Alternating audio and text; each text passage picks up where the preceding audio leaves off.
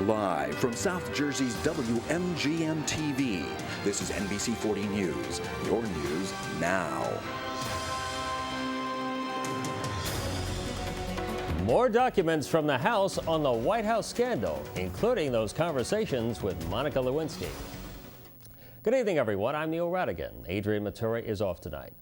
With just 3 days before it decides on a formal impeachment inquiry against President Clinton, the House Judiciary Committee has released 4,600 pages of new material. Those documents include transcripts of Linda Tripp's secretly recorded conversations with Monica Lewinsky. Steve Handelsman has more. I'm Steve Handelsman, NBC News at the White House. Well, Hilton Hotels passed go, Mirage Resorts just passed, and Atlantic City is collecting $5.6 million at a real-life Monopoly game. This is the real estate, the old Albany Avenue School, and before that, the old Atlantic City High School. Speculation was that Mirage would battle Hilton for the land since they both own nearby properties.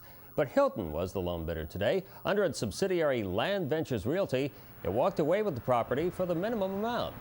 Now, there's no word on what Hilton will do with the property, but a parking lot is a possibility. The purchase ends years of controversy. Violence and budget problems shut down the school, while the city plans to split the proceeds with the Board of Education. We have a warning if you're under 21 and you're thinking about heading to your local bar. That bartender could be wearing a badge. New Jersey is taking its Cops in the Shops program to its college towns in an effort to curb student drinking.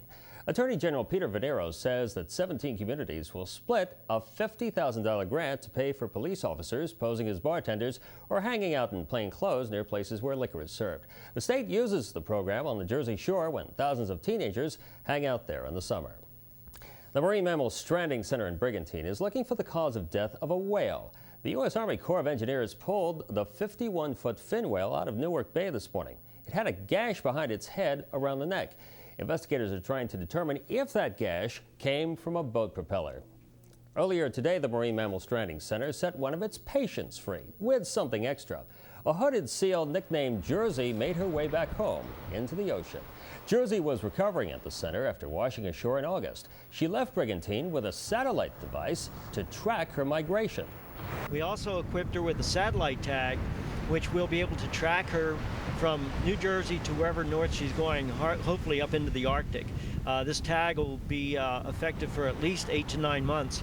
And anyone interested in following along with us, they can look at our website at mmsc.org. Shokoff hopes the tag will help scientists learn more about the seal in its natural environment. And remember that missing man we told you about last night on NBC 40 News at 11? Well, there's some good news. Someone found 76-year-old Charles Forrest, and he's back home. Forrest, who suffers from Alzheimer's disease, was last seen yesterday walking near the corner of Essex and Ventnor Avenues. He turned up a few hours later in another nearby city. Hollywood loses its original singing cowboy. Well, after another cool night, can we expect any kind of warm-up for the weekend? Stay tuned. I'll have the complete forecast later as NBC 40 News continues. Well, John Esgro's here, and he's serving up the forecast chilled. Once again, Neil, another cool night in store. A lot of people out there at the football games tonight. I'm sure they bundled up. And then we look for partly cloudy skies Monday, Tuesday, and Wednesday, Neil, with a little bit warmer as our highs get back into the 70s, so maybe a little bit of rain mixed in, but the cool weather does continue. All right, great football weather, John. That's but Dean right. Mikowski just cares about great football, period. Yes, and there was some great football tonight on the high school scene, Neil. The Mainland Mustangs and Ocean City Red Raiders do battle. All the highlights coming up next. Well, it may be raining down in Texas, but Dean's got enough to keep him busy right here. Yes, we had great weather, great football weather, and it's even better when you have a great football game to watch, Neil. Neil, and earlier today in baseball action, the Cleveland Indians beat the Boston Red Sox 4-3. They now lead that series 2-1. And of course, we're still waiting for the Yankees and Rangers to hopefully get back to action after our newscast. Of course, John Esgro could probably tell us more about that than you could. Yeah, you're right. All right, Dean, thanks a lot. Well, just ahead, John will be back with his wake-up call in tonight's New Jersey lottery numbers. Plus, we'll tell you why the sky's the limit for fun this weekend. Finally tonight, an amazing attraction, and Kenny Rogers knows not only when to fold them, but where. Lauren Kaufman tells us what's in store at the Shore. I'm entertainment reporter Lauren Kaufman with what's in store at the Shore this weekend. And that's NBC 40 News. For John Isgro, Dean Mikowski, and the rest of us here at NBC 40, I'm Neil Rattigan. Thanks for watching. Have a great weekend, and we hope to enjoy the pleasure of your company again tomorrow.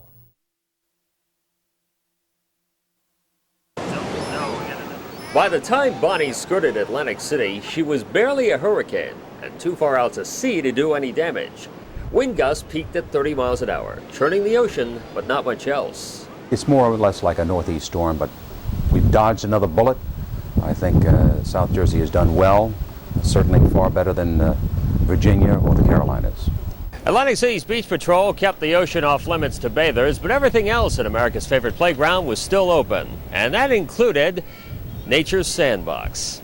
Atlantic City's beach patrol brought out the lifeguard towers and the rescue boats in preparation for when ocean lovers could dip more than their toes into the sea.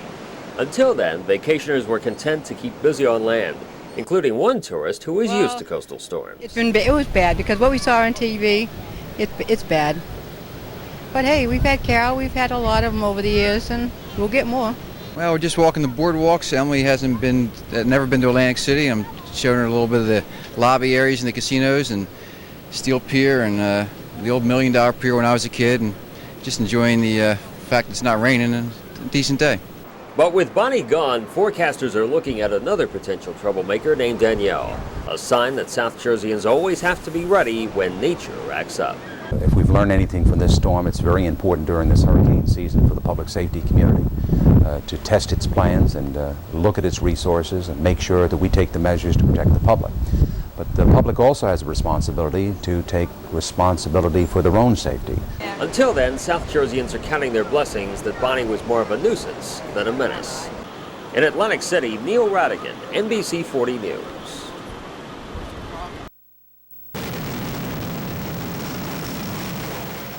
These F-16s cost millions of dollars, and since you paid for them in taxes, you don't want them to crash and burn. Still, you have to train pilots, and the solution is behind these closed doors at the New Jersey Air National Guard's 177th Fighter Wing in Pomona. Think of this flight simulator as a military version of driver's ed. It's pretty realistic. It seems that we've simulated everything that's in the cockpit, and from starting the engine to actually flying it to actually ejecting, it all seems to be pretty realistic. Now keep in mind, Captain Leitzman has 13 years of flying experience. Me, I've been a passenger on a commercial jet. You can pretty much figure how well I'm going to do in this flight simulator, but I'm going to give it a shot anyhow.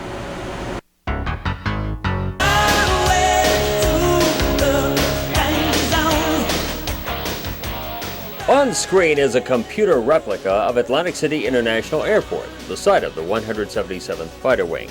Taking off and staying in the air is the easy part. Landing, on the other hand, is hard. Strike three, I'm out. So it takes a few more than two. But this simulator can throw even the most experienced pilot a few curveballs. From starting the engine, I could have a fire right then. I could, anything could malfunction. Takeoff roll right at the critical time, right as you're leaving the ground. They can throw in any kind of emergencies. Airborne, the engine can quit. We can practice that, and we actually practice that a lot since we only have one engine. So we do that over and over until you actually get it right. In fairness, flight training takes close to 2 years. I had about 20 minutes. Still, I suspect any 10-year-old with a flight simulator on a home PC could pass with, you guessed it, flying colors. In Pomona, Neil Rattigan, News Center 40 Nightside. This school will survive. This has produced a lot. For weeks, the Wildwood School Board and the State Board of Education have locked horns over how much the state will kick in for funding. This was a night for the city school board and the civic group Save Our Schools to rally the troops and tell the state they need more. We are hoping that the state will come through for us. We're trying to force their hand.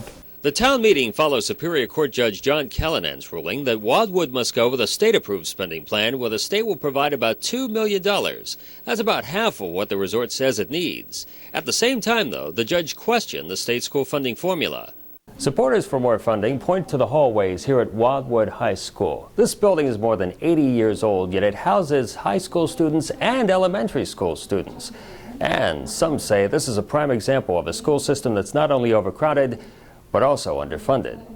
Voters will now decide the fate of a budget which calls for a 14-cent hike in the tax rate and 12 layoffs. French, home economics, and industrial classes would be a thing of the past.